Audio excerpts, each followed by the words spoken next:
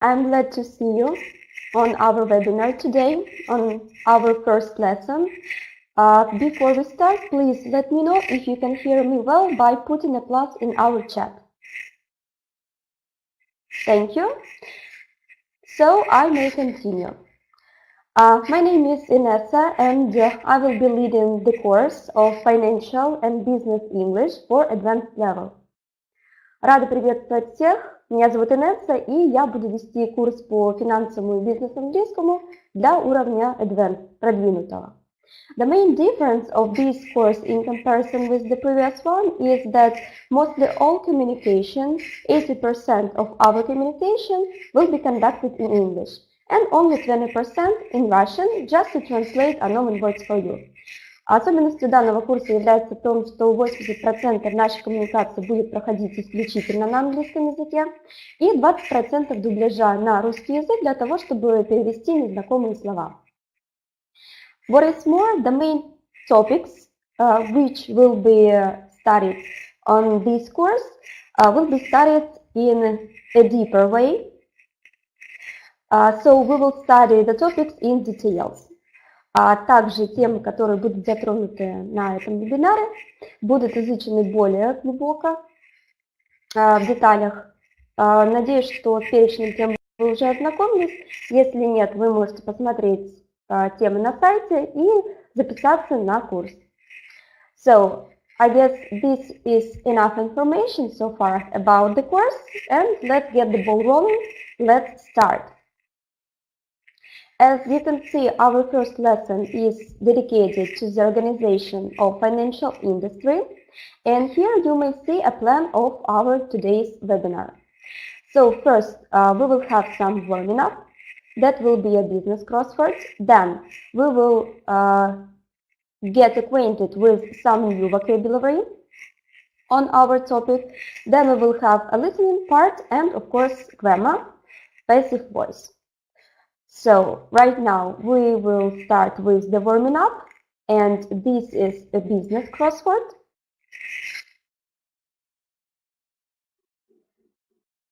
Here we go.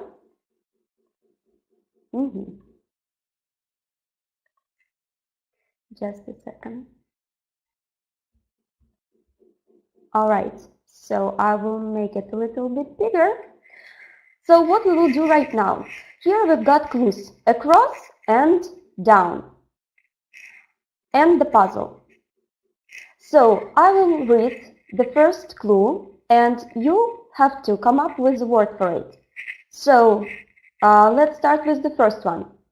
Boss, man in charge of a company. Too small to read. Okay, I will make it even bigger.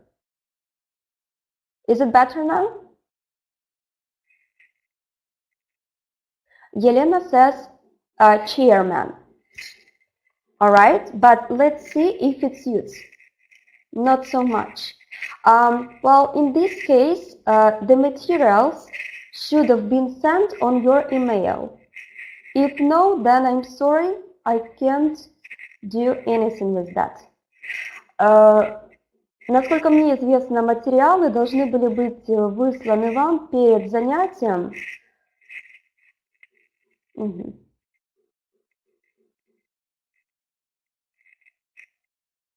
Валерия, я уже увеличила у себя, но почему не увеличивается у остальных слушателей, я не знаю. Okay, now please tell me, can you see it? Oh, now it's working. Okay, good. So, again, both man in charge of a company is called director. Yes, I saw the variant a chairman. Yeah, it's a synonym, but unfortunately it doesn't suit in a puzzle. So then, number two. Number two, not number two, the second one. Something a businessman may take and lose.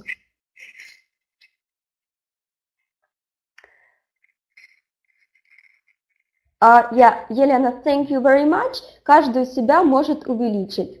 Said Морозова Елена. This is, Anna says it's a profit. All right. Yeah, it makes sense, but still we need another word that will fit. So this is just 4 letters. You see, we already, Olga, we already have a word to lose. So to lose, loss, this is tautology, tautologia. No, it's not a profit, it's not a loss.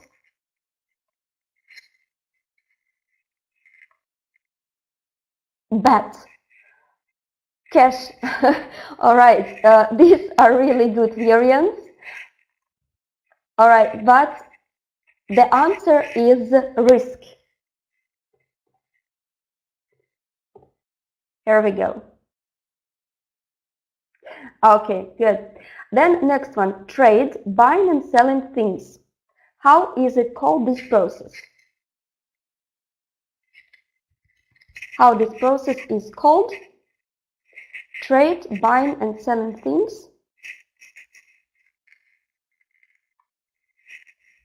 No one knows?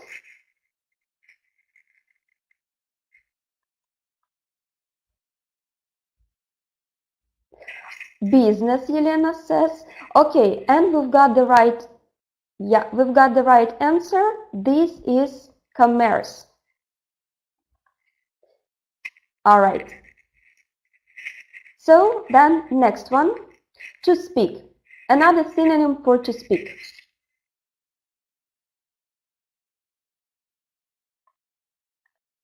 Waiting for your variants.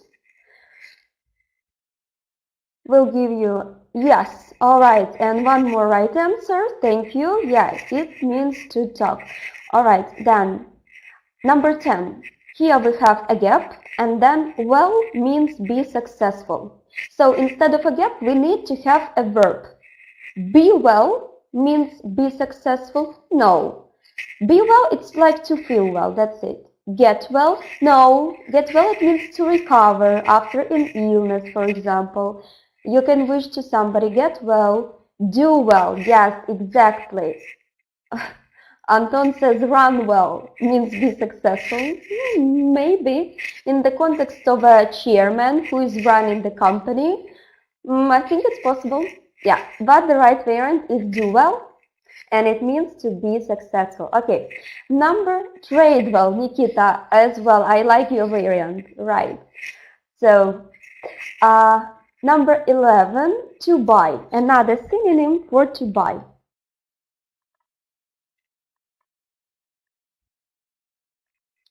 Waiting for your answers.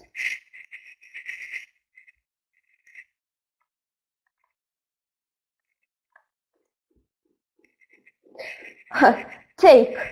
No, this is not exactly to buy. Get. This is closer, but yeah. But Olga got it right. It means to purchase. All right.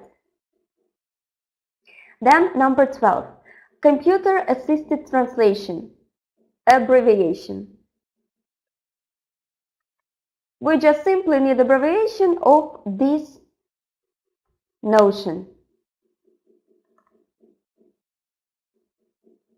So abbreviation will be CAT, exactly, yes, right you are. So now you know that, yes, such abbreviation exists in English, CAT. All right, then number 13, reserve of unused or unsold goods. Reserve of unused and unsold goods is called stock, yes, and storage. Yes, good, but if you will be solving this puzzle on your own, then you will see that we've got just 4 letters, so the best option is store. Yes, but your variants are also right. Okay, then number 14, very bad period of recession for industry and trade.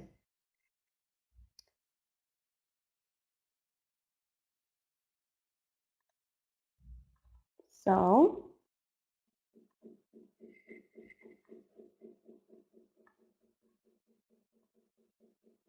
just 5 letters, crisis, Crisis has 6 letters, but you are close. Maybe you know some synonyms.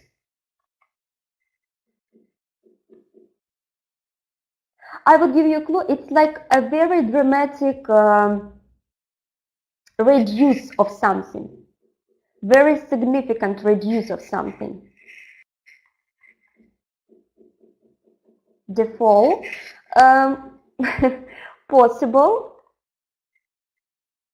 Recess, we have variant. Recession then, yes, because the noun is recession. All right, but the word is slump. The right variant is slump. So, slump means a very dramatic recession. A very dramatic reduce. All right, and we move on to the next one. Now we've got 14. A very bad period of recession for industry and trade. We have already solved. 15. A written agreement. A written agreement is called contract. Yes, exactly. Okay, thank you. Then number 17. Opposite of clauses.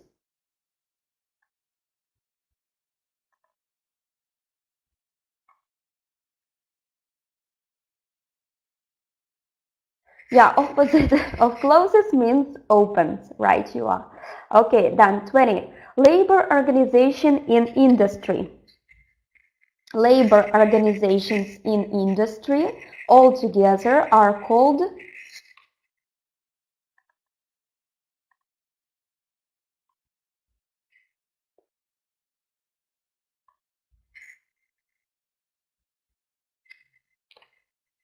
okay, so Anna says, Olga says that number 17.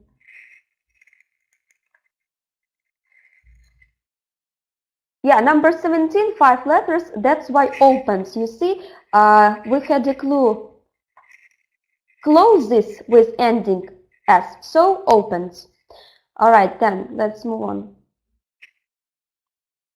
So what about labor organizations in industry?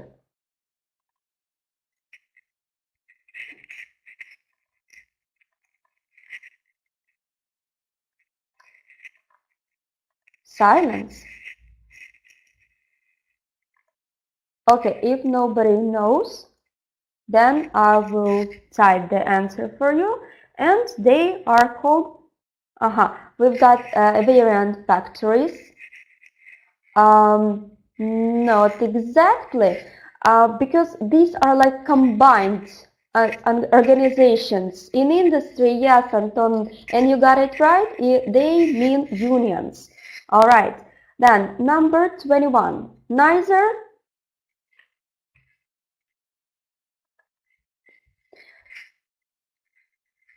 Either, you say. No. We've got variant or. And the right one, yes, Anton, neither nor. Yes, please memorize it. Ни тот, ни другой, neither nor. And talking about either or, it means либо тот, либо этот. So, neither nor, either or. Okay. By the way, there are 2 variants of pronunciation. British one, neither either. American one, neither either. So, as you wish. Then, number 22. Number 22, to manage to organize. For the ones who were late, we are solving the crossword right now on business topic, and this is our warming up. So, number 22, to manage to organize means run. Yes, exactly. Okay, then number 23, to come together in the same place. Ксения, я вижу, что вы опоздали. Что мы сейчас делаем? Мы сейчас работаем с кроссвордом. Это наш разогрев. Пожалуйста, присоединяйтесь к нам. Дальше будем уже работать с темой нашего вебинара конкретно. All right, and Anton says yes. Yes, exactly. So, nothing difficult. And the last one, the last clue across, a man to whom a family business is often given. A man to whom a family business is often given is called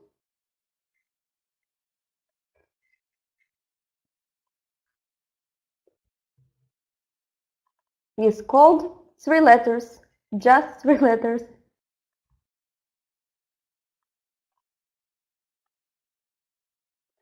And again, silence. You just need to say, I see the question mark. I will give you a clue. It's a family member. It's a family member.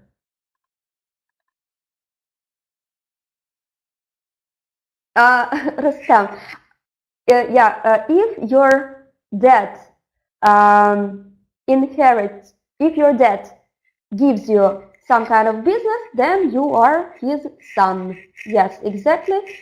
And the ladies got it right. Thank you. Then we move on. Now we've got clues down.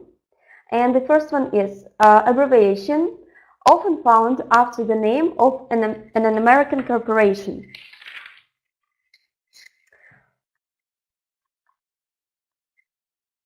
Try to recollect the names of American corporation and their abbreviation. LTD. Do you know another one? That comes from incorporation. LP, okay. Well, yes, in this puzzle they used INC, yes, incorporation. Sam, you got it right. Then, next one, part of a building. Yeah, Alex, there are several of them, but we are working with particularly this puzzle, so that's why letters INC fit the best here. Okay, we've got a roof. Almost, because if you will check, then we just simply need to change the last letter of the word roof, and then we will have, if we change the last letter of the word roof, then we will have, what we will have then? Room, yes. Okay, right you are. So, yeah, now I see that you are listening to me attentively. Then, next one, essential equipment in most firms today. What is essential equipment in most firms today?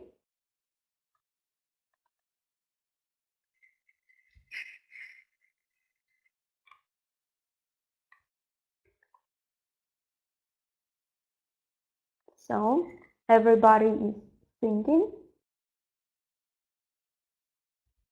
Yes, exactly. PC, computer, right you are. Good. So, next one, selling to the general public, opposite of a wholesale. Selling to the general public, opposite of a wholesale, is called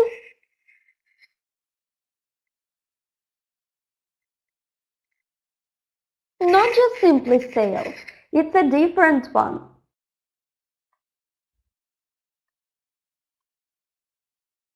So maybe somebody will get this one.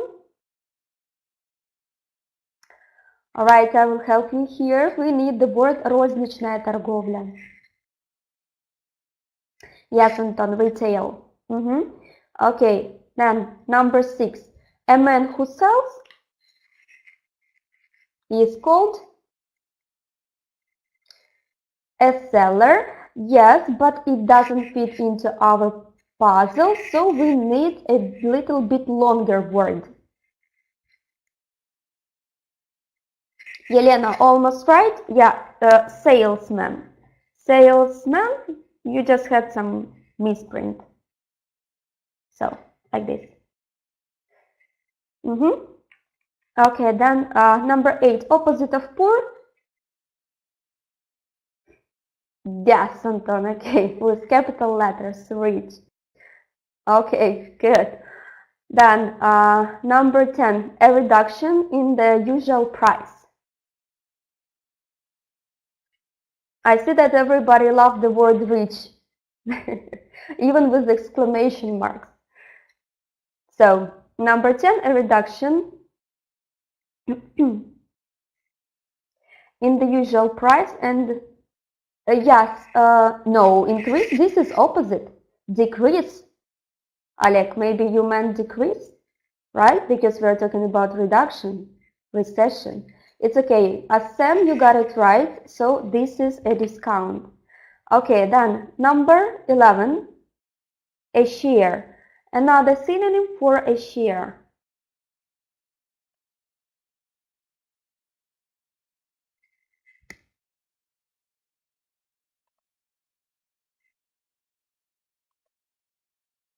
Yes, okay, all right. So the gentleman got it right, and it means part. Okay, then number 12, to repeat something unusually in written form in order to be certain. So to repeat something usually in a written form in order to be certain.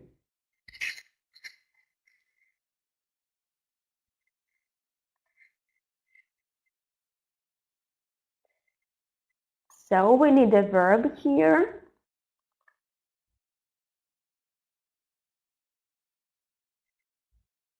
Reminder. To remind, no.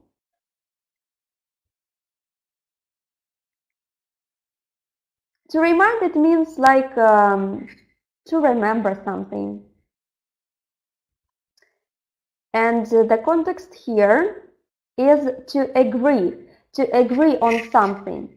So if we agree on something, then we do what?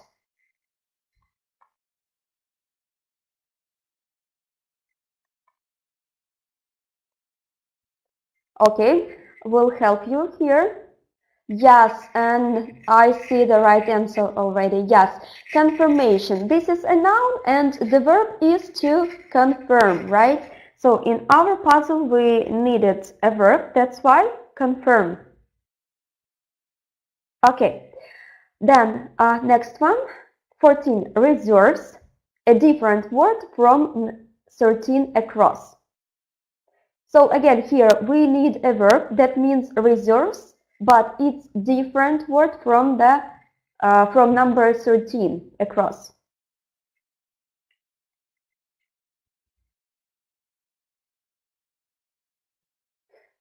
No, security doesn't fit here. What's more, this is a noun, and we need a verb that means reserves. So I'm waiting for the synonyms. By the way, the key point in studying any language is to know at least 2 synonyms for every single word. So on this course, you will have a possibility to learn how to have at least 2 or 3 synonyms for every single word. Yeah, and now we've got the right answer. It means to stock. Stocks. Yeah, Sam, saves also makes sense, but not in this puzzle. It just simply doesn't fit because of the letters, the amount of the letters. So then let's move on. Something of positive value, 16. Something of positive value.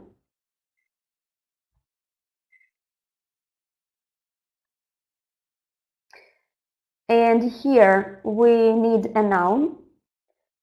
So pros. What is that? Prospective? Or you meant pros and cons? No. I will help you here. Profit.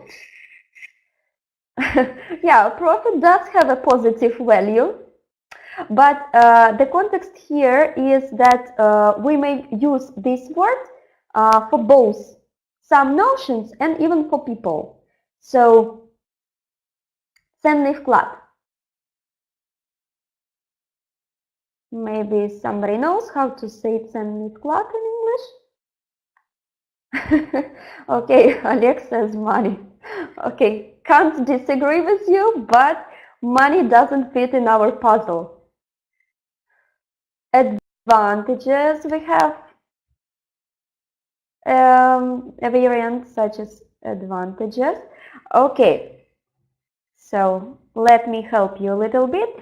An asset. For those who didn't know this word before, now you may write it down for yourself, and now you know that an asset can be used both as ценный вклад or even talking about a very useful person at work. So talking about a good professional, we can also call him an asset or her. So let's move on. Then 18, to make money. I guess everybody will get this one. Yes, of course. Okay. Yeah, all right. So guys are the first ones when talking about money. So, and the last one, do this to a letter to make sure it arrives. What's an action we should do to make sure it arrives?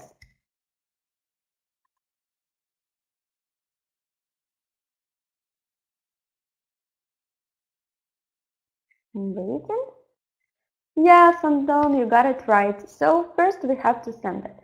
All right, so I hope you enjoyed the puzzle. That was our warming up, and right now we move to our webinar. So the structure of the webinar I've already told you.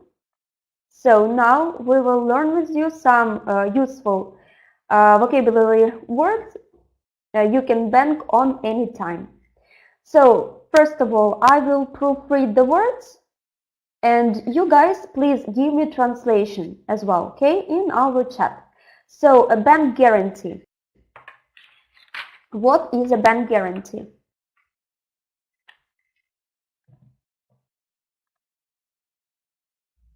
Right, you are. Okay, yes, банковская гарантия. Good. Then next one. Bank transfer. Перевод. Okay, Alex, thank you. You're helping me now. Then credit history. Asem, I also. Please change, Asem, change the keyboard, language of the keyboard. Okay, кредитная история. Good. Then blank check.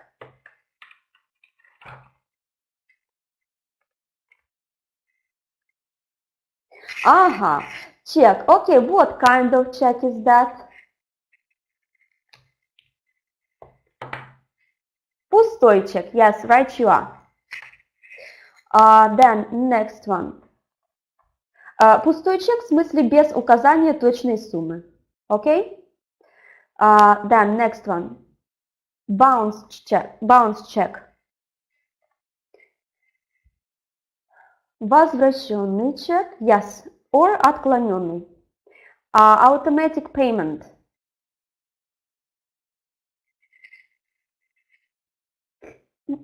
Automatic payment.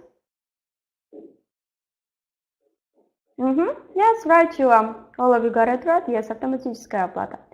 All right. Yes, I see. Thank you, guys. Annual fee. What is an annual fee?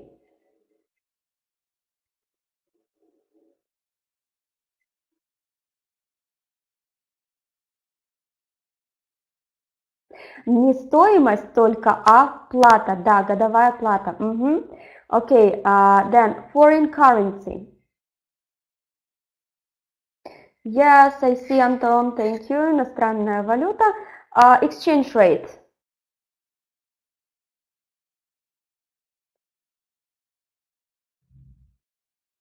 Курс обмена.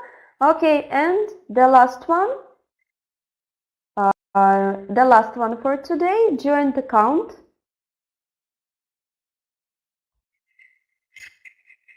This is общий счет, correct.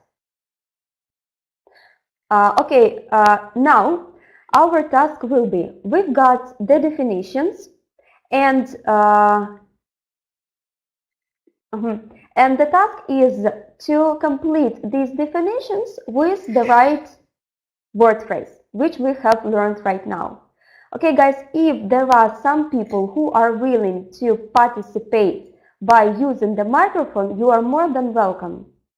So, я очень приветствую тех смельчаков, которые готовы поговорить со мной и подключиться для того, чтобы читала уже не я, а прочитывали вы и таким же образом также тренировали свою речь. So, if there are some people like this, please, you are welcome to use the microphone and speak up. If no, then I will be reading.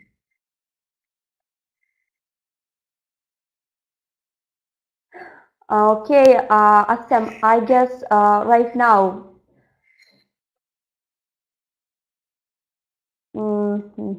our administrators will contact you via chat and will tell you how to do that, okay? All right, I see that some people want to use the microphone.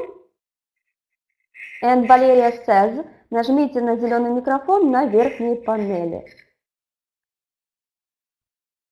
All right, and while you guys are trying to speak up by using your microphone, Yelena has already answered a bounce check. So a bounce check is one that the bank is unable to process due to insufficient funds, not enough money in the account. When this happens, the bank returns or bonuses the check and charges the account holder a penalty fee.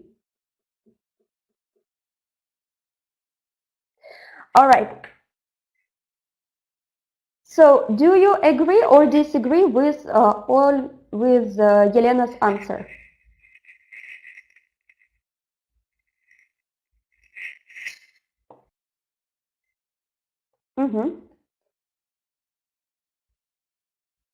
Somebody is trying to speak up. Okay, guys, the rest who are also participating, please read the first statement, A, and give me a word phrase that you have chosen.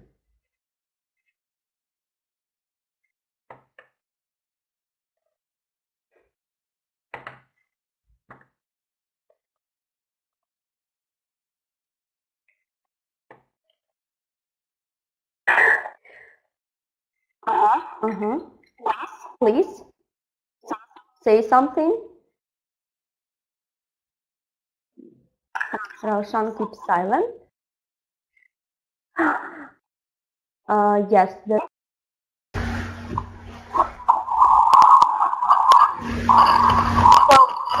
Raushan, can you hear me? All right, guys. Then let's move on. You were right. So bounce check means the first definition. Olga says like a scary movie. Okay, Olga, now I am back. Yes, I hope that you can hear me well, not like in a scary movie anymore. So, again, a bounce check is one that the bank is unable to process due to insufficient funds, not enough money in the account. When this happens, the bank returns or bonuses the check, bounces the check, and charges the account holder a penalty fee. So then the next one. A bank account held by more than one person is called a. Each account holder has the right to withdraw from and deposit money in the account. Yes, and the right variant is a joint account. Okay. Letter C. A gap is a check that has been signed but on which the amount has been left blank, giving you the freedom to fill in any amount you wish. You'd be like one of these cashiers. Blank check. Hello. Blank check. A blank check. Yes, right you are. Thank you very much for your answer. Okay. And we can move to the set of words. So, letter D. Now, guys, you've seen how it works. So, please, from time to time, help me by using direct contact with me and with the rest of the group. Okay, letter D. The gap refers to how much one country's currency is worth in another country's currency. And this is exchange rate.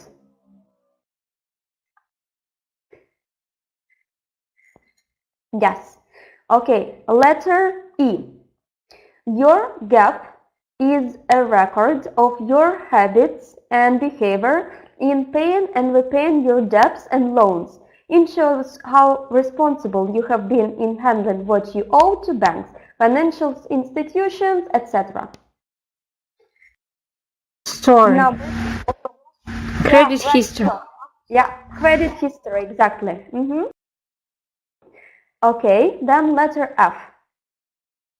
Gap refers to the currency or system of money used in a particular country. It is foreign currency. Yeah, right you are, Elena. Okay, good. Thank you. Letter G. A gap is the act of moving money between two banks or two bank accounts.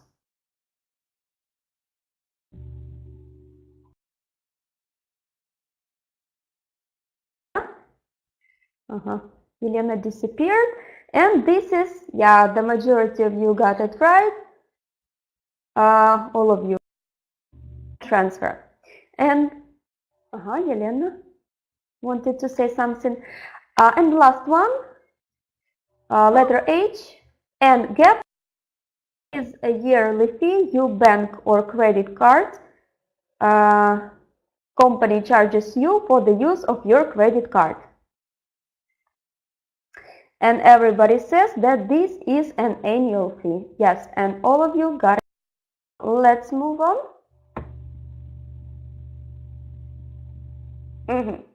So two more definitions we've got. And gap is an arrangement where you authorize your bank to take out money from your account to make routine payments for your bills, rent, etc.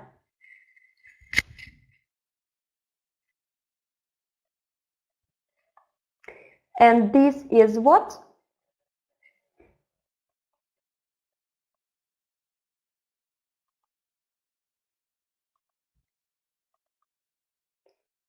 Can't see your answers.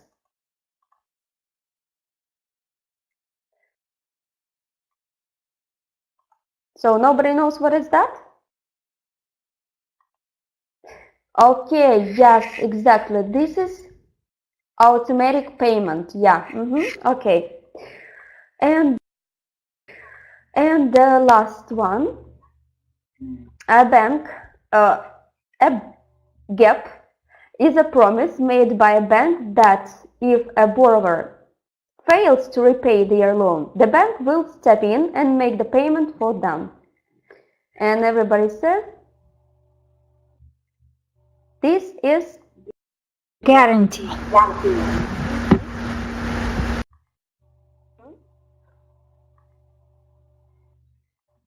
All right, now we will practice these word phrases which we have just learned in the sentences. So again, I will read a sentence, then you please write down your variant, or maybe someone else will read a sentence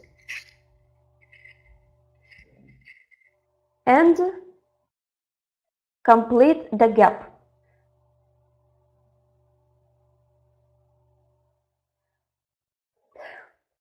All right, so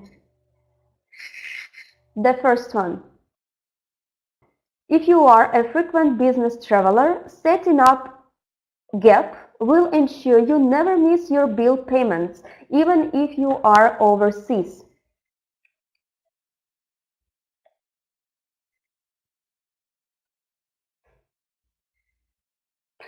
And Yelena says it's number 6. All right. Any other variants?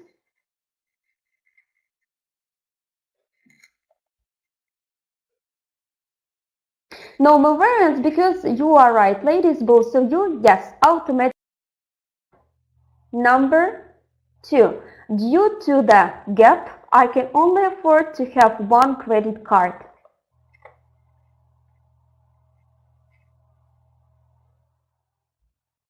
Credit history. No, it's a wrong. It's a wrong answer, and Anton, it's also wrong.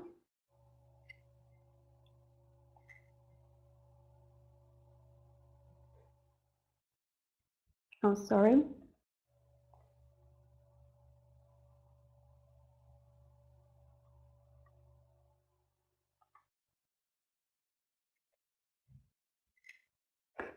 No more variants. 3. No, number 3 is wrong.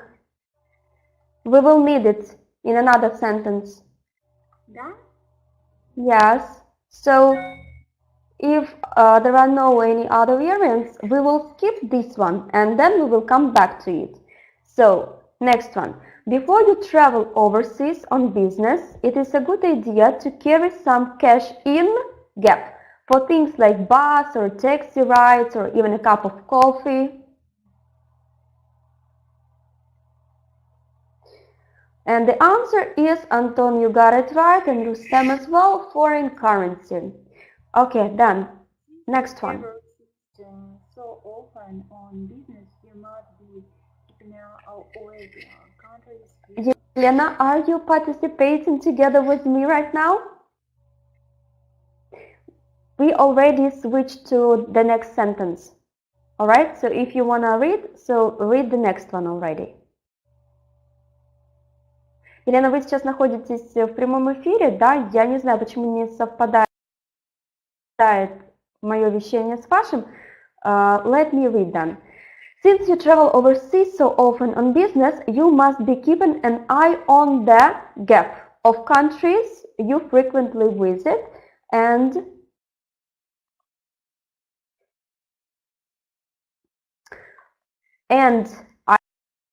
Rate. Yes, exactly. Exchange rate. Then next one. After months of negotiations, the deal was finally signed when ABC company agreed to provide.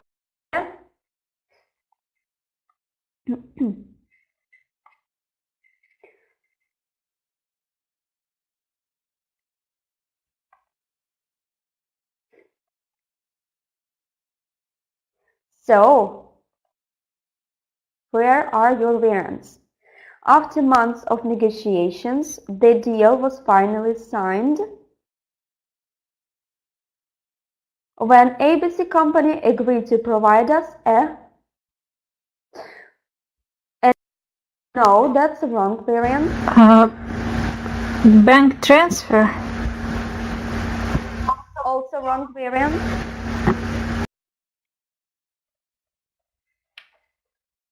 Anna says bank transfer as well. And yes, okay, now I can see the right variance. Exactly, this is a bank guarantee. Alright, let's move on. Still, we've got some sentences left. So, to answer the customer's question, I emailed the bank. I was told that gap usually take between 5 to 7 working days. So what can usually take between 5 to 7 working days? Yes, and now Anna, you got it right. It means Anton as well, bank transfer. Alright, so next one. One thing is for sure, our company has never had problems applying for loans because of our excellent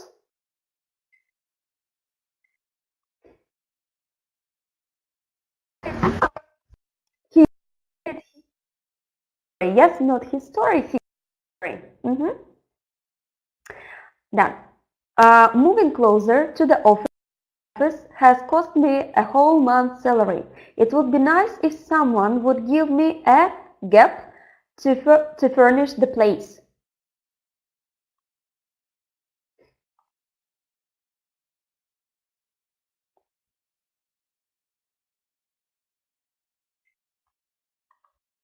No answers. Why is that? So, Rustam says a blank check. And yes, you are completely right, a blank check. Okay, then last one, not pre-last one, because we missed one, right? I'm sorry, but our company doesn't accept personal checks anymore because of our past experience with,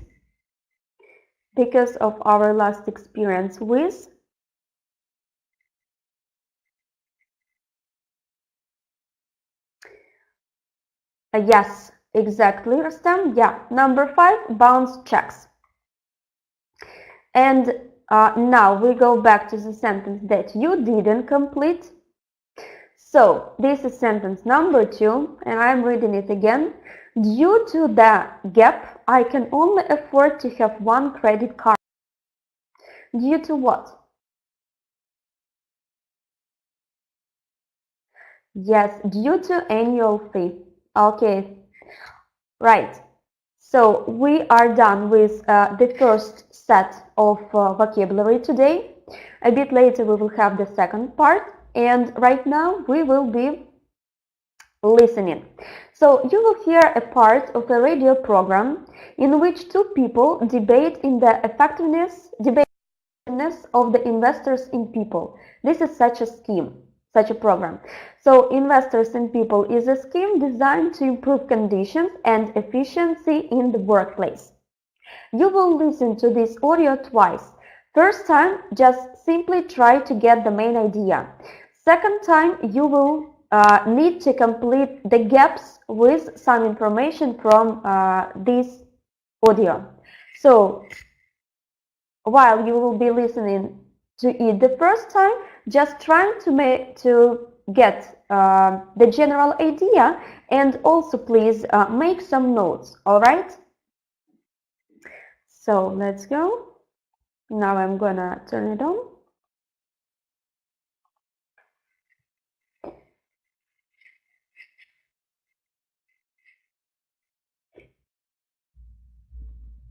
Exercise 1B, page 126.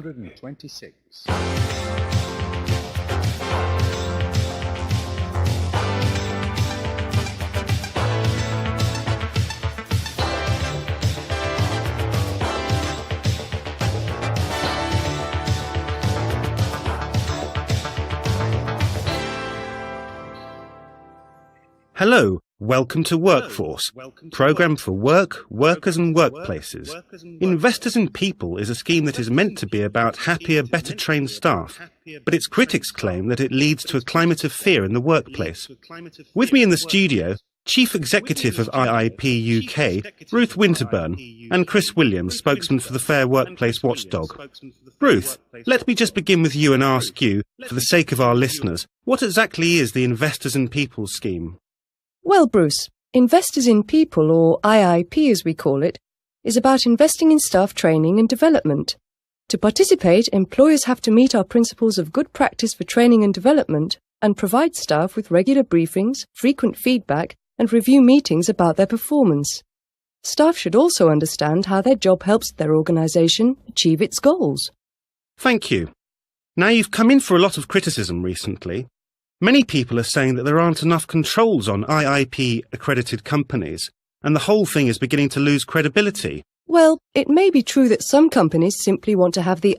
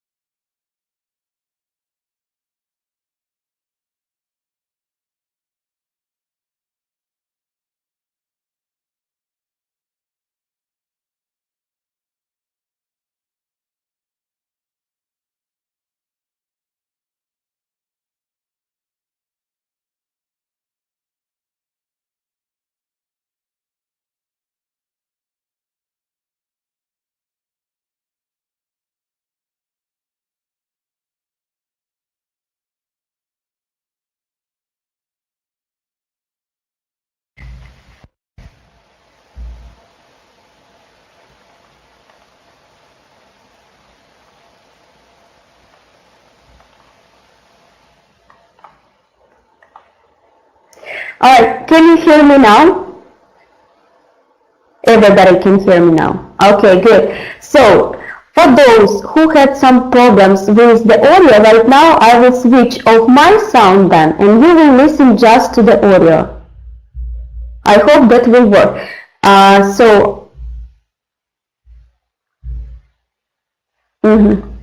Хорошо, я сейчас вообще выключу свой звук, чтобы слушатели могли прослушать аудио без помех. Okay? So.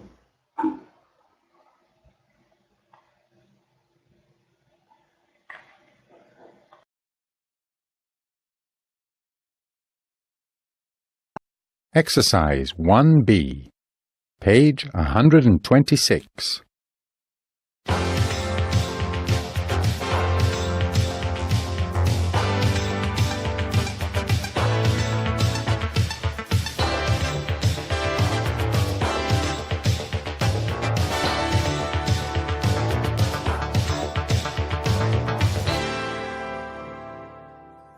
Hello, welcome to Workforce, program for work, workers and workplaces. Investors in People is a scheme that is meant to be about happier, better trained staff, but its critics claim that it leads to a climate of fear in the workplace.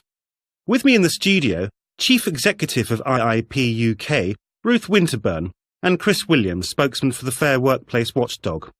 Ruth, let me just begin with you and ask you, for the sake of our listeners, what exactly is the Investors in People scheme? Well, Bruce, Investors in People, or IIP as we call it, is about investing in staff training and development. To participate, employers have to meet our principles of good practice for training and development and provide staff with regular briefings, frequent feedback, and review meetings about their performance. Staff should also understand how their job helps their organisation achieve its goals. Thank you. Now, you've come in for a lot of criticism recently.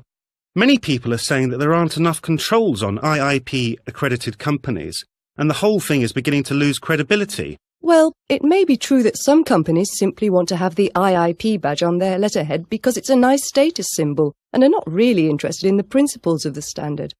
But this is hard to do. It's not just about a company telling us they're open with staff. They have to show us. They have to show us examples of feedback, and they have to show us how they've equipped their staff with new skills to help them do their job better. Chris, you seem dissatisfied with that. Well, Bruce, I have personally looked into IIP in various companies, and I can tell you it's not working. A significant number of IIP companies didn't care about their staff. They followed the procedures, induction, appraisals, meetings, but only as a matter of routine to keep the standard. You'd talk about what training would be useful in appraisals, but it was never followed up. Meetings were for criticising staff, and nobody was interested in what they had to say. But why don't they report their bosses to their IIP authority? They can do this without giving their names. Isn't that right, Ruth? That's right. We do deal with even anonymous complaints. You know, Bruce, to most employees, speaking out against their employer would be like renouncing surveillance cameras in the world of Big Brother. It's a risk not worth taking. Ruth, how do you check on the companies who have the IIP badge? Well, we speak to staff and encourage them to talk openly about how their company is meeting the standard. We choose who we speak to. Employers can't put forward their favourites. Even in cases where employers pressurise their staff to say the right thing, our assessors are trained to pick up on this. If an employer is not committed to the standard, it's difficult to fake. And Chris, you are aware of cases where this kind of supervision was ineffective? Absolutely, Bruce. I spoke to a lady who works for a medium-sized London law firm, for instance, who told me that her company was recently accredited with the Investors in People badge, but the employees had no idea the company was going for it until a few days before the assessment. Up until then, they'd never had meetings or appraisals. They didn't even have employment contracts. All of a sudden, they were having meetings, contracts were being drawn up, and people were being trained. But it lasted a month. The company was awarded the certification, and then everything returned to how it had been before. Employees haven't had a meeting or any kind of training since. And when the assessors came, they said all the right things, because they had been intimidated by their bosses. If the IIP authority does not start carrying out random spot checks, then it will lose all of its credibility very soon. Are spot checks on the agenda, Ruth? I'm afraid not. The standard is entered into on a voluntary basis, and its high standards are maintained through a combination of controls. IIP organisations are required to go through assessment every 3 years, although many choose to do this at shorter intervals. They are also required to sign an acknowledgement outlining the organisation's responsibility to uphold the principles of the standard. But there is a complaints procedure to allow people to notify investors in People UK of any concerns they may have regarding an organisation's compliance, and we can promise to thoroughly investigate every one of them. Right, this is all very interesting indeed. We have to take a short commercial break now, but when we get back we'll be receiving calls from listeners on the subject, so do stay with us.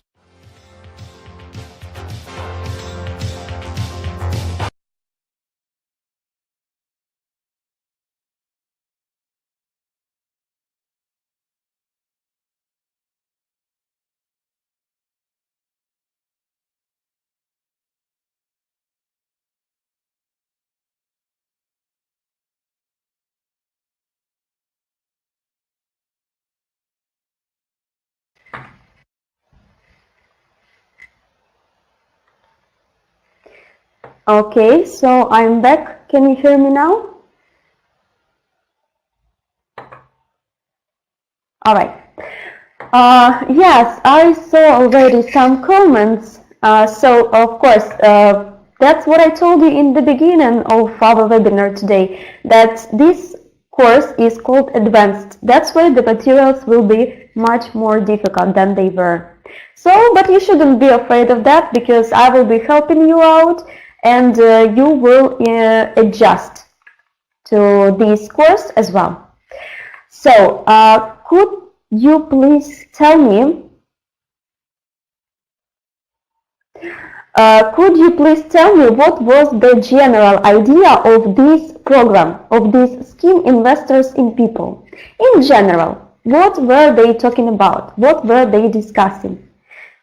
Rustam, you are mistaken, because I guess this is the very right level for you.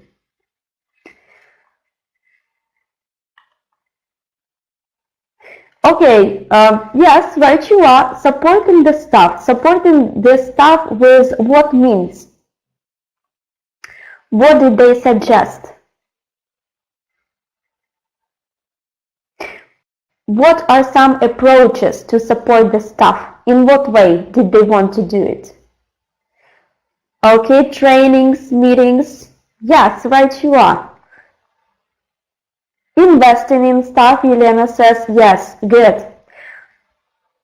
All right, so now we go back to our presentation.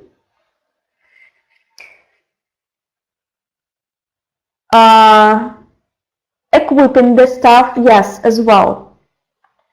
So you see, you got the general idea, so you shouldn't be afraid of such audios. Now, you can see the extract and with the gaps. You will listen to this audio one more time, but this time you will need to complete this extract with the missing words.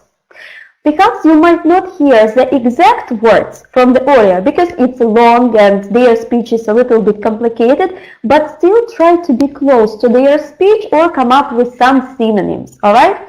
Before listening to the second time, let's proofread this extract. So I will start reading, please you follow me.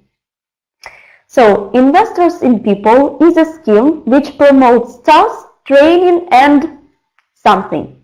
Ruth admits that the real reason why some companies want the IAP badge is that it is a gap.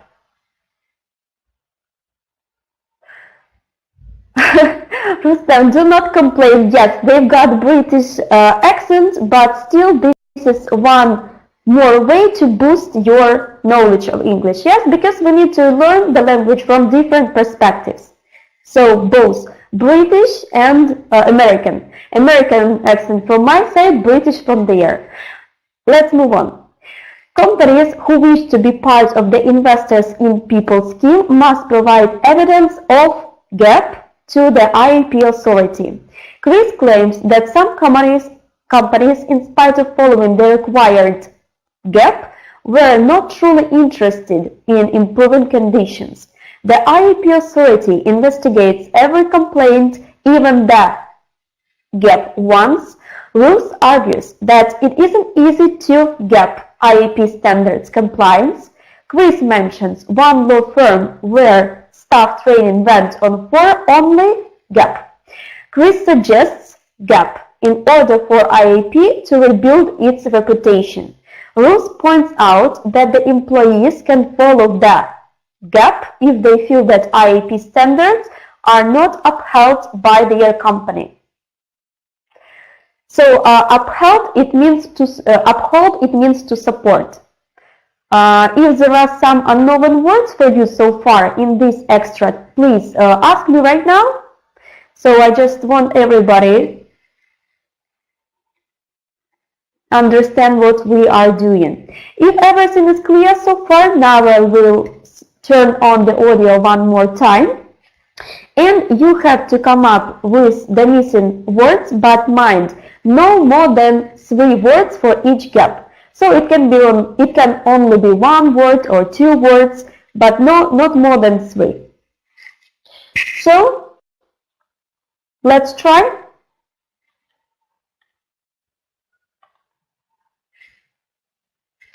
Yes, Rustam, let's get the ball rolling. Okay. Exercise 1B. Page 126.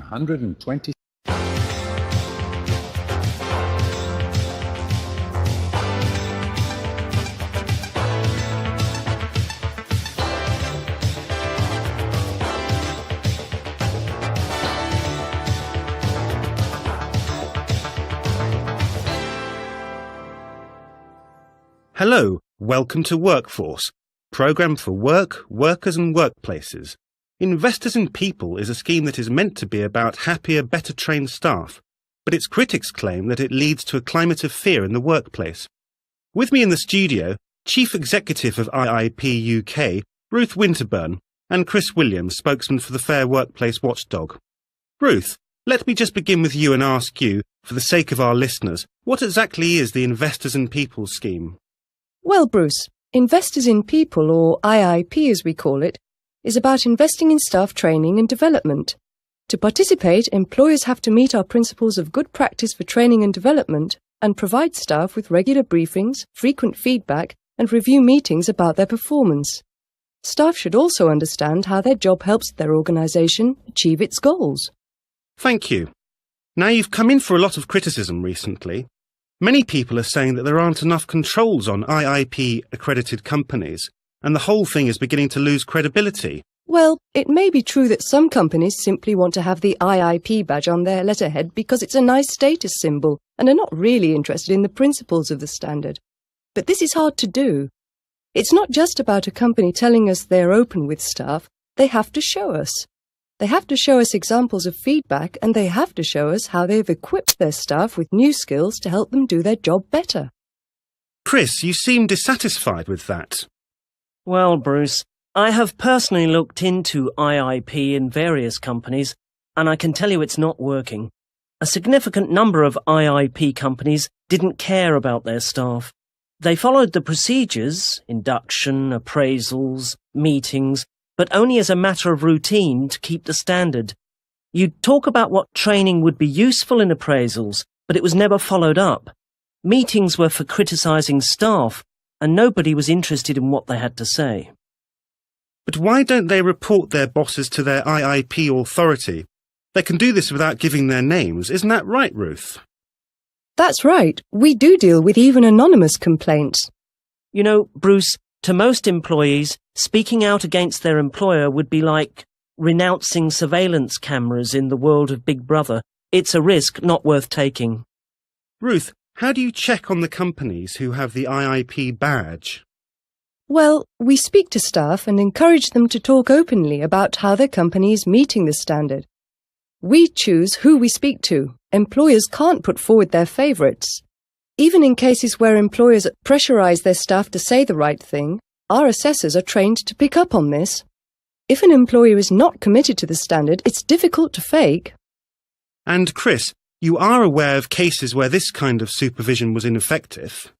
Absolutely, Bruce. I spoke to a lady who works for a medium-sized London law firm, for instance, who told me that her company was recently accredited with the Investors in People badge, but the employees had no idea the company was going for it until a few days before the assessment. Up until then, they'd never had meetings or appraisals. They didn't even have employment contracts. All of a sudden, they were having meetings, contracts were being drawn up, and people were being trained. But it lasted a month. The company was awarded the certification, and then everything returned to how it had been before. Employees haven't had a meeting or any kind of training since. And when the assessors came, they said all the right things because they had been intimidated by their bosses.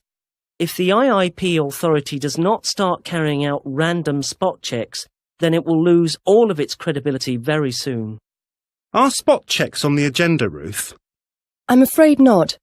The standard is entered into on a voluntary basis, and its high standards are maintained through a combination of controls.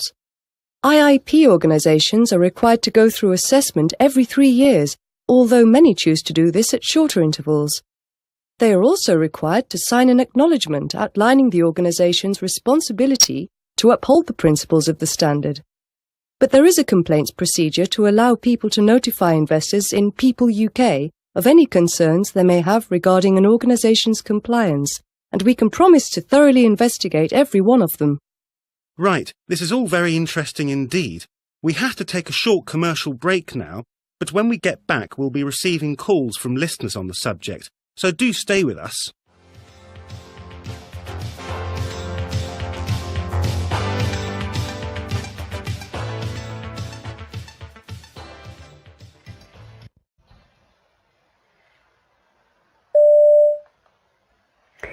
Okay, so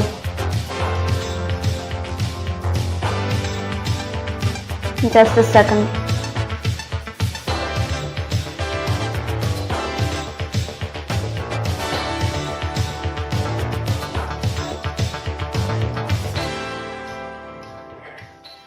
Hello, What's welcome going to on? Workforce.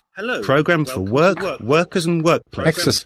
Investors in People is a scheme that is meant to be about happier, better trained staff, but its critics claim that it leads to a climate of fear in the workplace.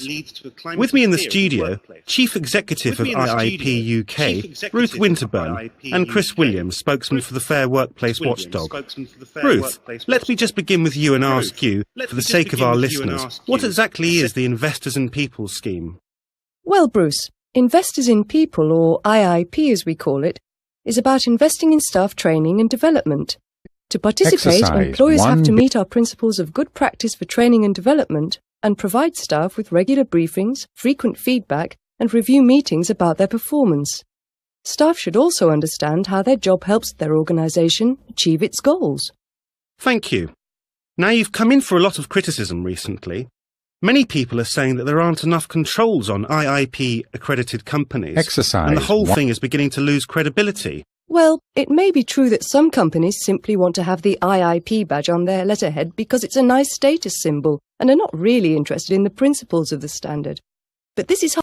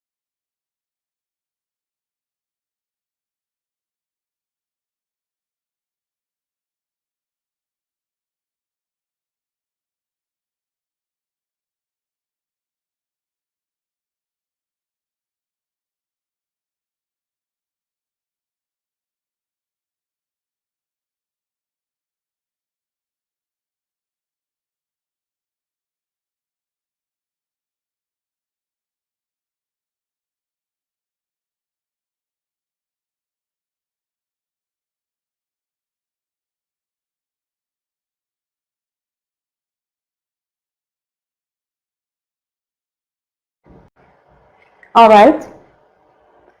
And what about now?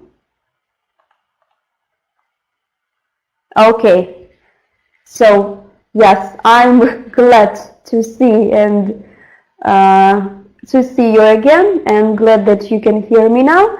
So, my question was, how was the audio for you after the second time?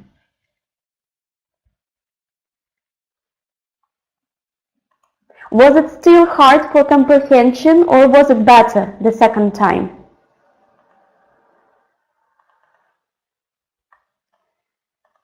Elena says hard.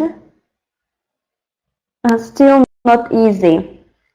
Well, life is not all roses, so sometimes during our course there will be such audios and we will be working with them.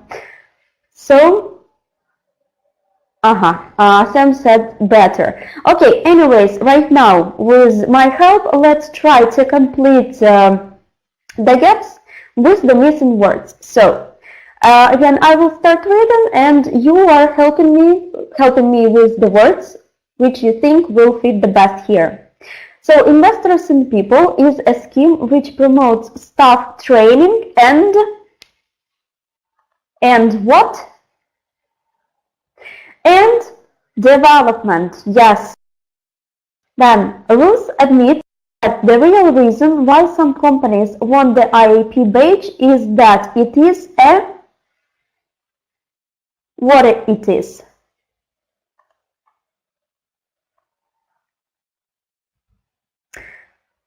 Why do they want this badge? Because it shows what? It is a letter? Yes, A is a letter, but no, here it's an article. So after the article A, we need a word phrase. It is a... What does this badge provide people with? What does it show? Everybody is keeping silent, so it was a hard one, I guess. So it shows, yes, you are very close, importance, or that's what they mentioned, it shows a status symbol. Here we go. A status symbol, or the importance, as you said. Okay, next one. Companies who wish to be a part of the Investors in People scheme must provide evidence of what to the IAP authority?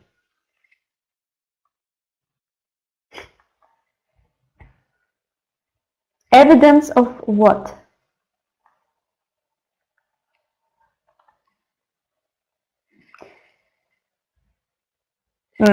Supporting? Who is supporting whom then?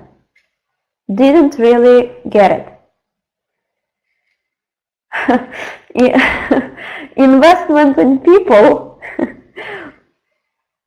No. Companies who wish to be a part of the Investors in People scheme must provide evidence of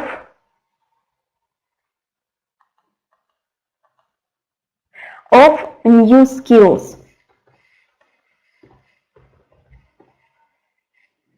New skills, or just simply feedback from the company.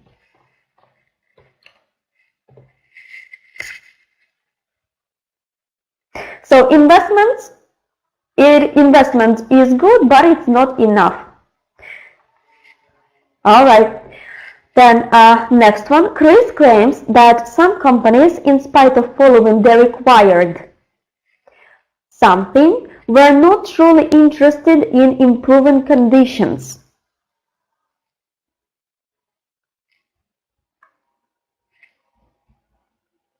In spite of following the required what? Even if you didn't hear it from the audio, still you can come up with some logical ideas to complete this sentence, because all the words which you have to complete,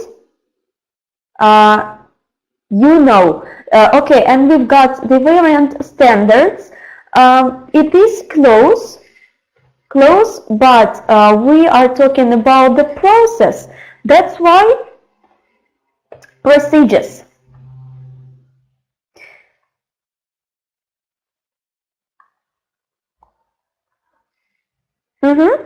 Okay, then next one. The IAP authority investigates every complaint, so even the gap once. What kind of complaints as well does this authority investigate? Yes, anonymous, right you are, anonymous complaints. Okay, just the spelling is wrong. Anonymous.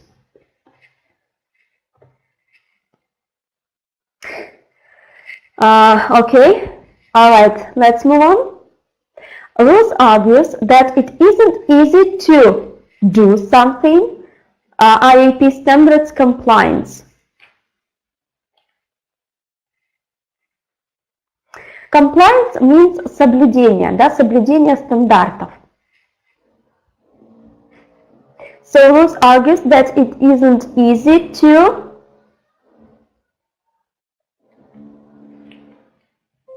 keep IAP standards compliance.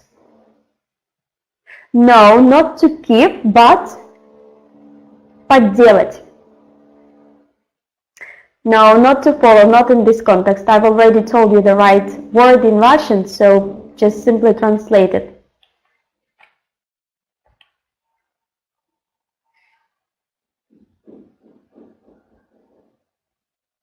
So, подделать.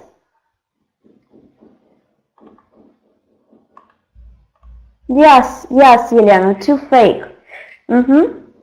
Not to do, to fake IAP standards compliance. Okay, then Chris mentions one law firm where staff training went on for only, and now you need some period of time.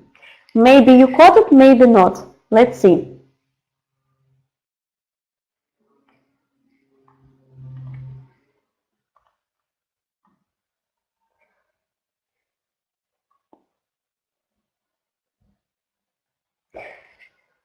A month? That's kind of too long. That's too long, shorter period of time.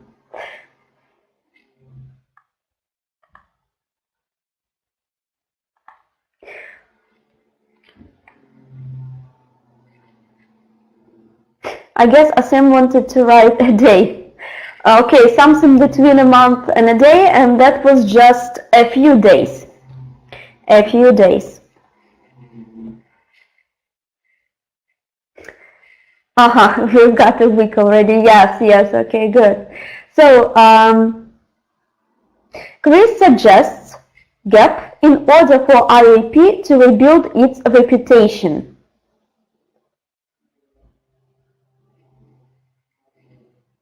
Chris suggests something in order for IAP to rebuild its reputation. What does she suggest them?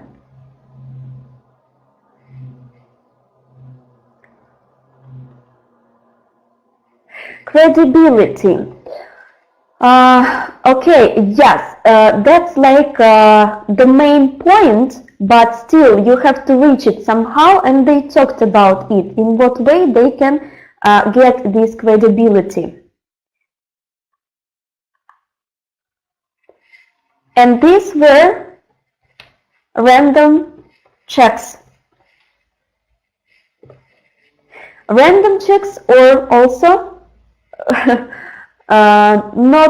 you see, not this kind of control. Yes, to control, but by the means of random checks, by the means of spot checks, they are also called. So that means what? Внезапные проверки. All right, and the very last one, Ruth points out that employees can follow that something if they feel that IAP standards are not upheld by their company.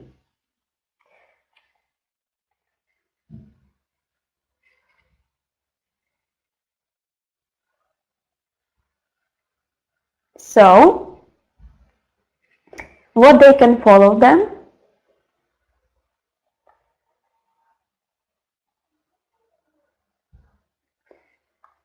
Okay.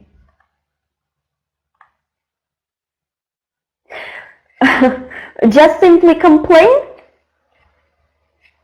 They can complain, this is a verb, right? So we need to make a noun at least of it. It's not called complainment, but yes, I see what you are trying to say here. Yeah, it is called complaint procedure. That's it. Complaint procedure. But you were really close. All right, so then let's move on. Welcome. Here again we've got one more set of the words, but I hope that we will be much quicker this time. So again, guys, please help me with translation. First we will proofread the words, then we complete the definitions, and then the sentences. So down payment. Does anyone know what is a down payment?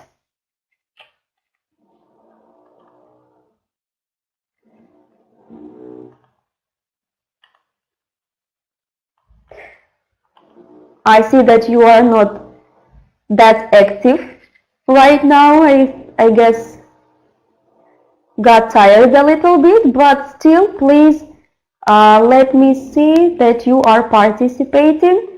So, рассрочка? No, not at all. Not at all. So again, please get ready your vocabularies, because you might need to make some notes if the words are new for you. So if nobody knows what is a down payment, I'll help you. This means первый взнос. This is down payment. Oh, Sam, yes, okay, thank you. All right, then next one, available balance.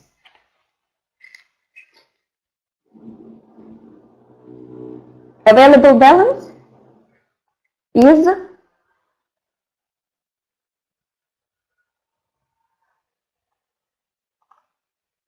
and again, well, that's not that hard, right?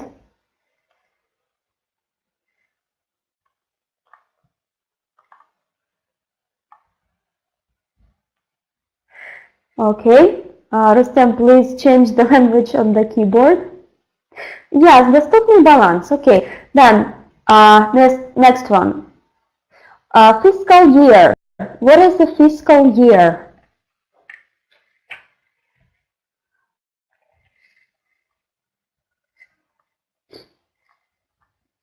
Финальный год, or it is called отчетный год. Yes, yeah, good. All right, then calendar year. What is a calendar year?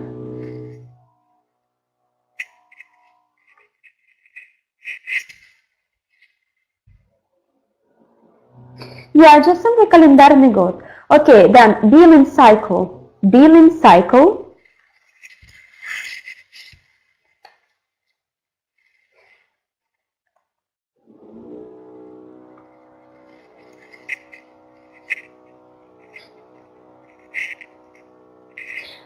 Billing cycle, please.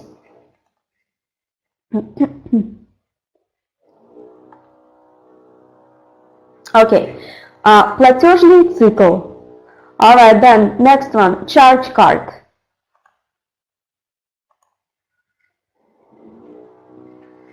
What is a charge card?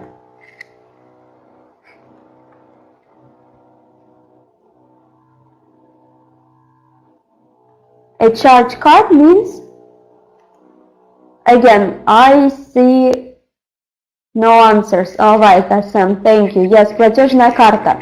Then, combined balance. What is a combined balance?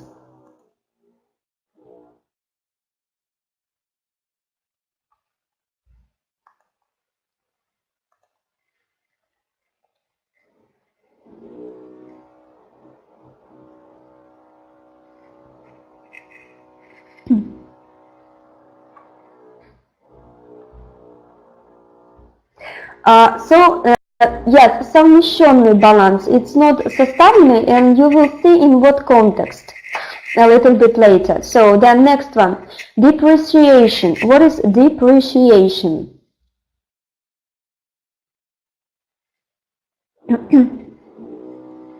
Depreciation is loss, yes, or обесценивание. Okay, and the last one, maturity date. What is a maturity date?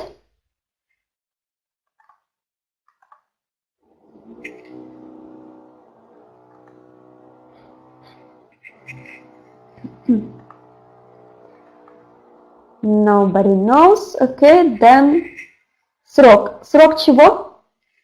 Срок погашения. Exactly. All right. Now again, I read the definition and you come up with the right phrase. A gap is a special type of credit card that doesn't charge you interest but requires you to pay your balance in a full before the due date. So, number 16, and yes, right you are, this is a charge card. Alright, then next one, the gap is the date on which financial products such as investments, loans and the insurance policies are set to mature. When these products mature, the principal and interest then become due for payment. And now I see already two right answers. Yes, this is maturity date. Okay, next one. Gap is the total amount of funds in all of your linked bank accounts. Yes, exactly, guys. You are right. Oh wait. Number 12? No, you are not right. You are not right. You see, it is the total amount of funds in all of your linked bank accounts. So,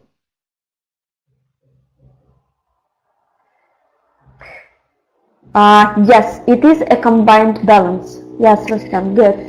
Alright, then next one. Gap is the decline in the value of a capital asset, property such as vehicles and machinery over time.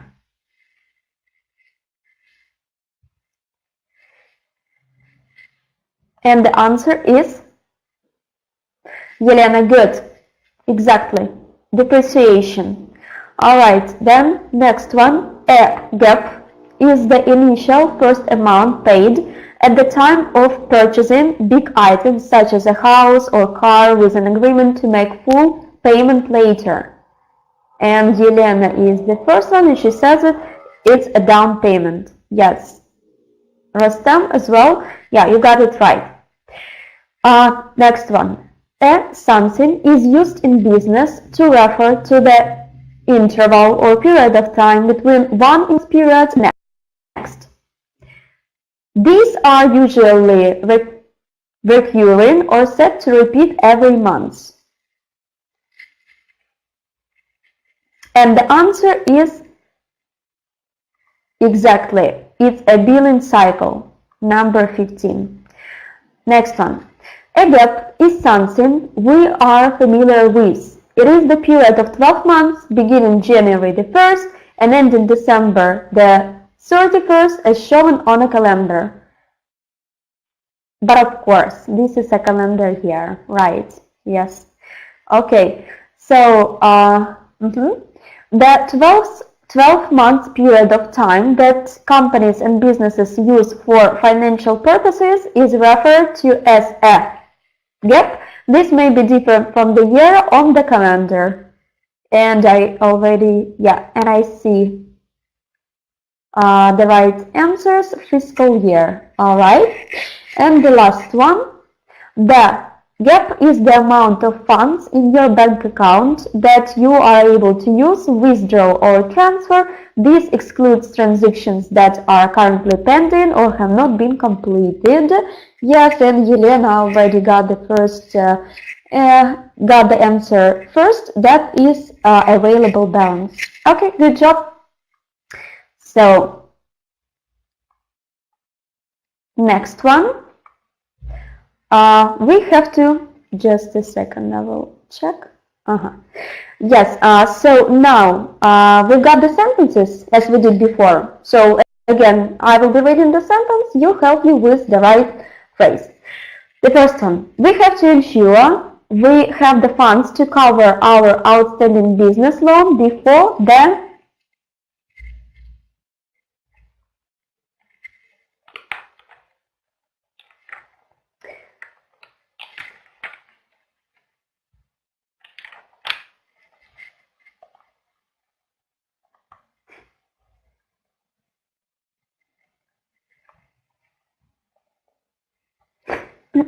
before the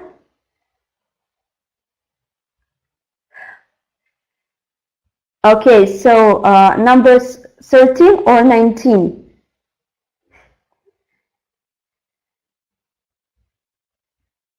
19. Okay, any other variants?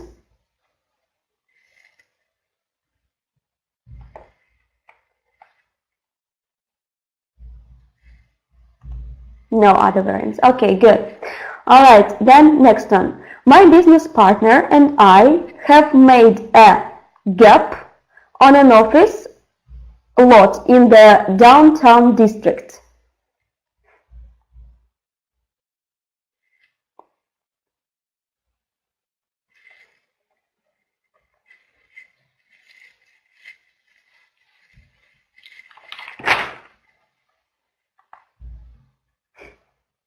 So, any ideas so far?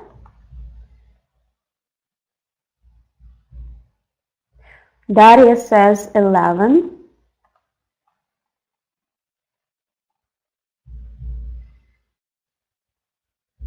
Yes, and the right answer is 11. A down payment. Okay, next one. My bank statement reflects my something. I can see at a glance the grand total in my savings and checking accounts. So, Yelena says it's a charge card.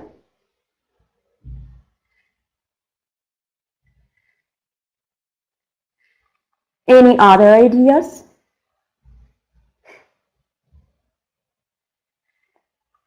Yes, it's a combined balance. That's why you see we are talking about the grand total in savings and checking accounts.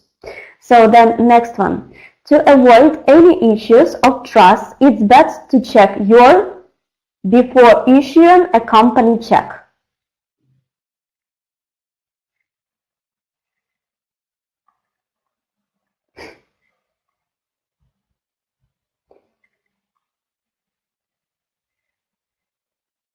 Okay, any other variants?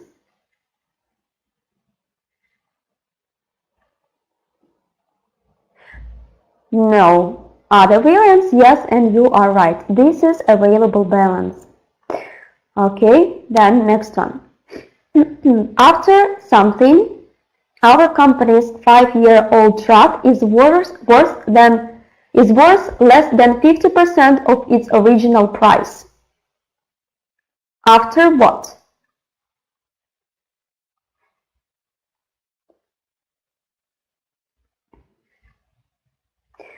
And the answer is 18. Yes, after обесценивание, depreciation. Okay, good. Next one. We've been working hard to secure more projects that we hope will boost our earnings in the next.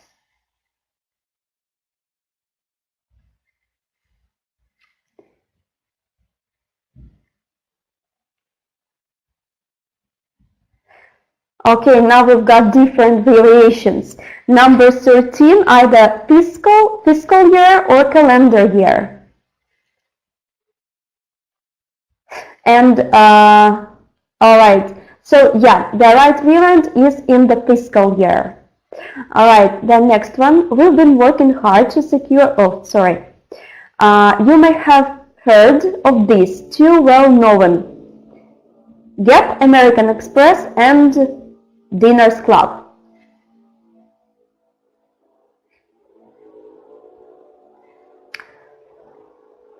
Yes, of course, charge cards. Okay, good. In our business, we make our financial projections based on the fiscal year rather than the gap.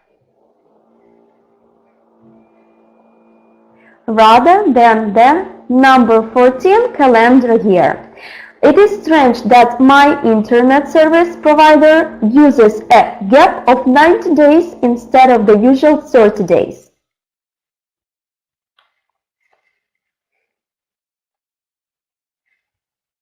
And the answer is 15. Yes, billing cycle. Okay, guys, well done. The very last part of our webinar today, it is revision of passive voice. And to form passive, first of all, we need the verb to be plus the verb if it is regular verb, normal verb. And in ed, if it is a regular verb, we use the third form. So the task is fill in the gaps with the form of the passive. The tense could be past, present, or future. So right now we are revising passive in past, present, or future. Again, I will be reading the sentence and you please come up with the passive form that you consider to be the right one.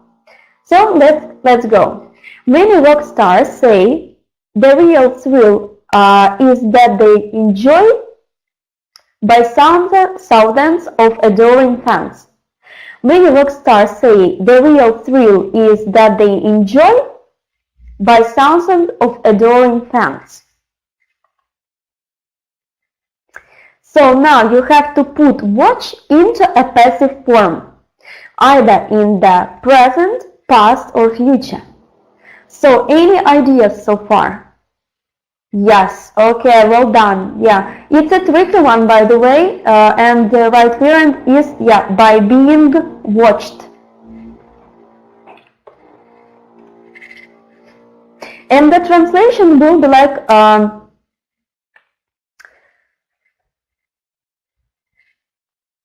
maybe in Russian it doesn't sound really good. So, but the translation, this form, being watched, will be like на глазах, на виду у фанатов. Okay, then next one. Before, gap, glass bottles are thoroughly washed and the labels, yes, Rustam, that's the problem. And I'm really sorry for that, but I can't help it. Yes, so nobody knew that all of a sudden, within like during 2 hours, they will start doing that. So still, I hope that you can hear me well. And Elena said, being recycled.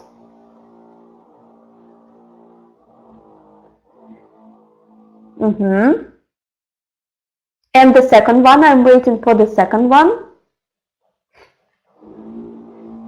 For the second gap. The labels?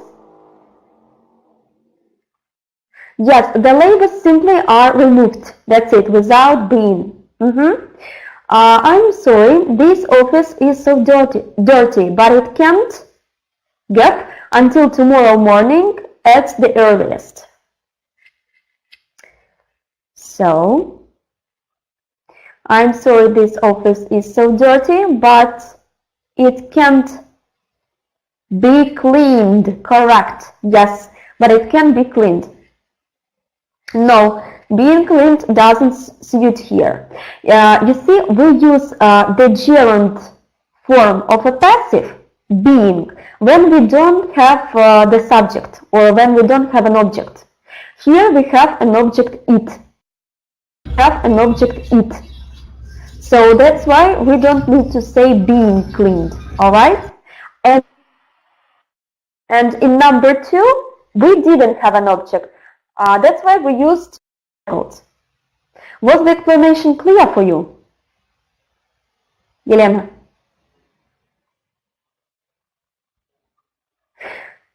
Okay.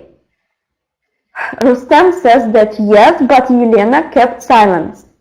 So if we have an object or a subject, then we don't use the form being. If we don't have the object or a subject, then we use the form being. Then let's move on. Any teacher who hits a student should gap immediately.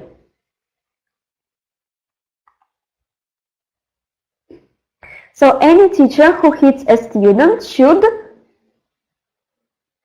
should be sacked. Yes, alright guys, and what does it mean to sack? What does this word mean?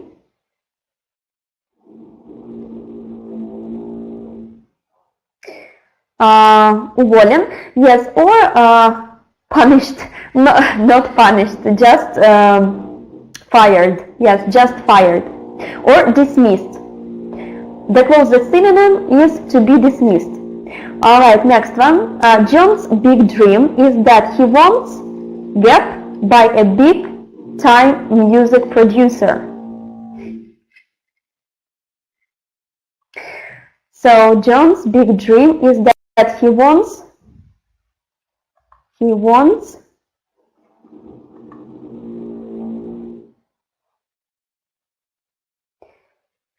so still thinking. Yes, right, you are. He wants to be discovered by a big time music producer. Okay, let's move on. Next one. Jack gap from the local car wash because even though he hadn't paid, he let his friend's car gap.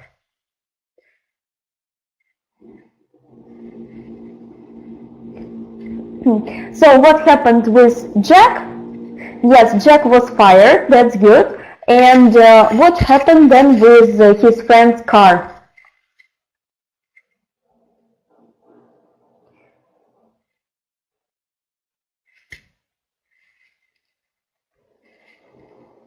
And the right variant is, yeah, to be washed.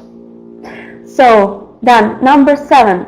The factory is losing a lot of money every week. And gap next Thursday.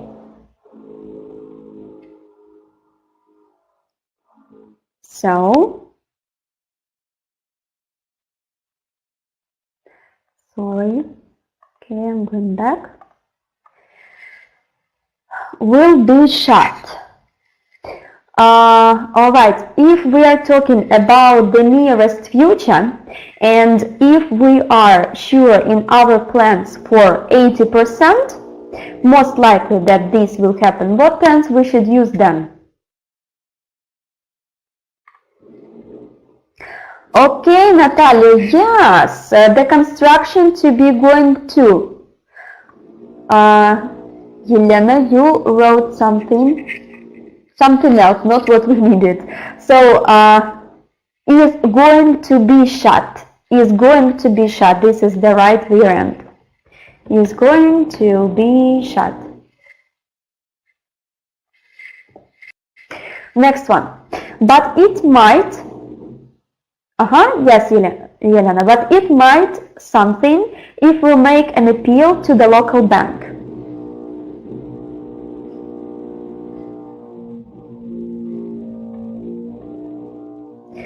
So,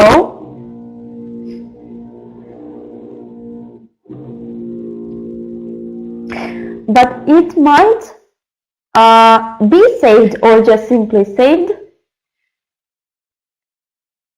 By the way, after might we can't use after might we can't use any past forms because might itself expresses past form. And of course, after modals we don't use any other forms rather than the first one. So, might be saved. That's the right variant. Okay, number 9. Your car is a dust trap. It shoot something to the scrapyard years ago. So, what should be done with the car? Yes, should be sent. That's what we want to say. But still, you see, you've got a phrase years ago, so it expresses past, and that's why we need to put should. We need to put be sent, this construction should be sent into the past form. Do you know how to do that?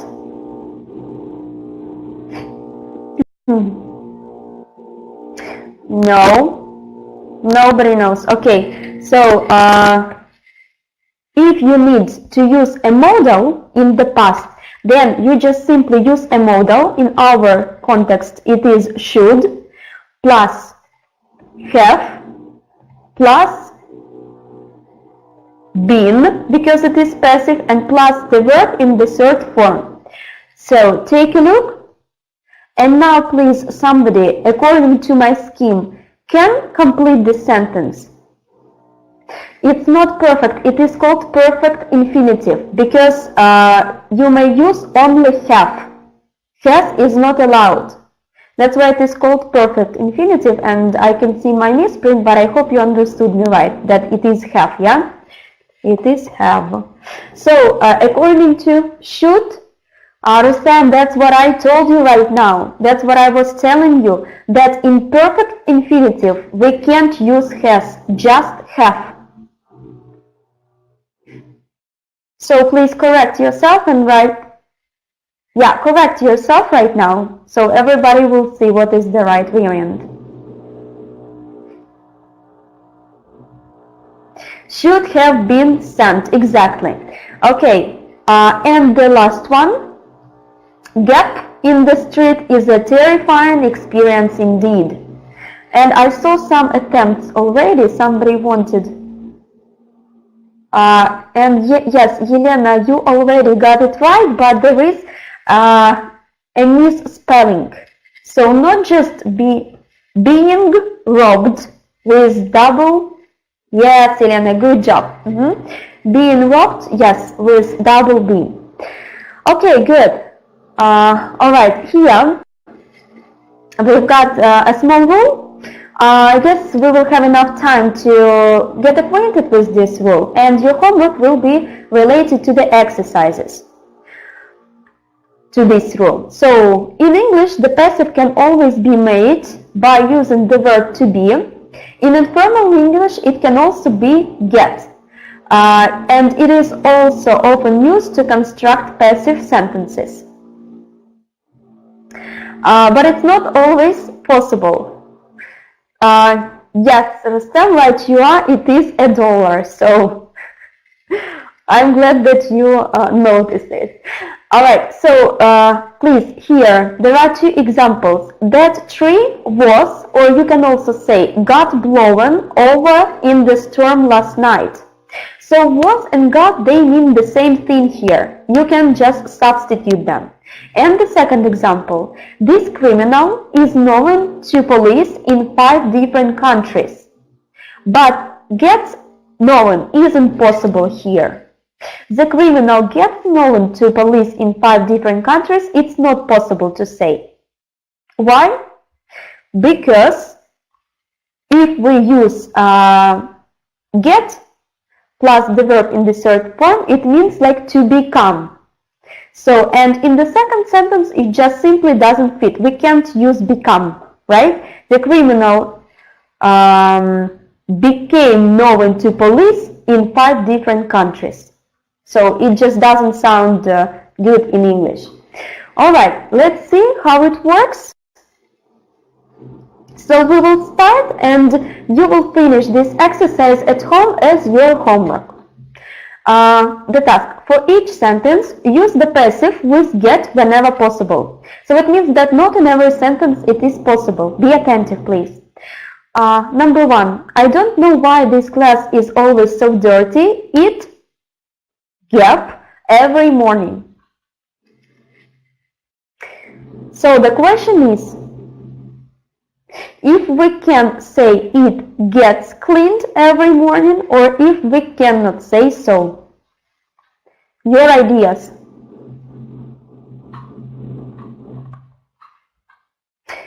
Yes, Elena, we can say it gets cleaned.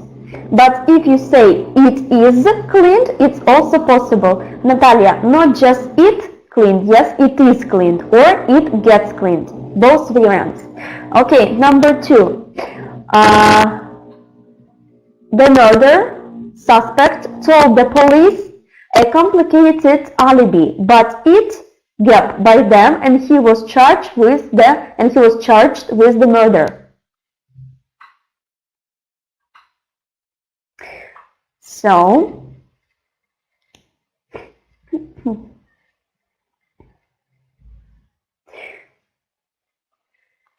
your variants, please.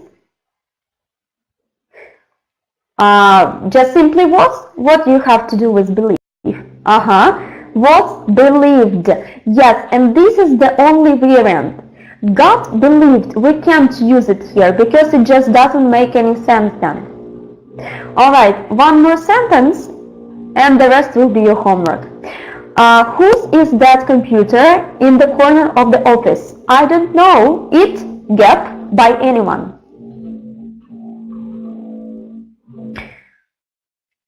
It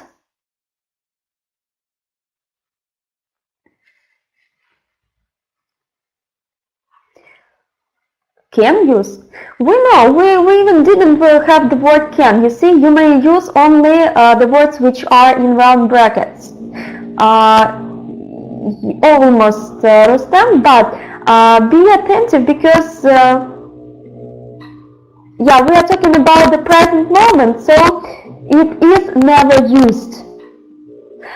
Get not possible to use here. It never gets used. It just sounds very strange. We don't say in English like to become used, right? So yes, the only variant is it is never used. All right. So to have more practice, welcome. You will need for the next time to complete the rest of the sentences. And one more exercise you may see in the end of our presentation, active or passive. So here you will need to decide whether you need to use an active form or a passive form. So guys, we are done for today. Thank you very much for all your cooperation. I really appreciate it.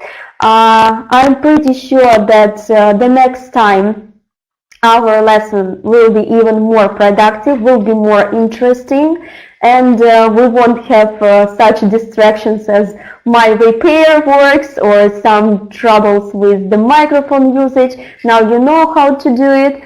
So Rustam, yes, your homework will be sent on your email. So all the materials will be sent on your email. Our next lesson will be on Saturday in the morning, but the time you will be provided with all the details by email from our administrator. Okay, so once again, thank you very much for your work. Then wish everybody to enjoy the rest of his or her evening, and I really hope to see you on Saturday. So guys, bye bye and welcome.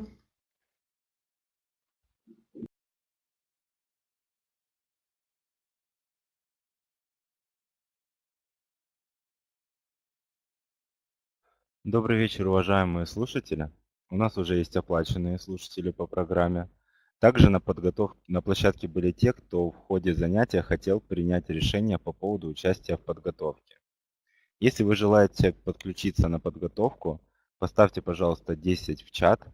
С вами завтра свяжутся наши менеджеры, расскажут все детали о подключении. Всем большое спасибо за внимание. До свидания.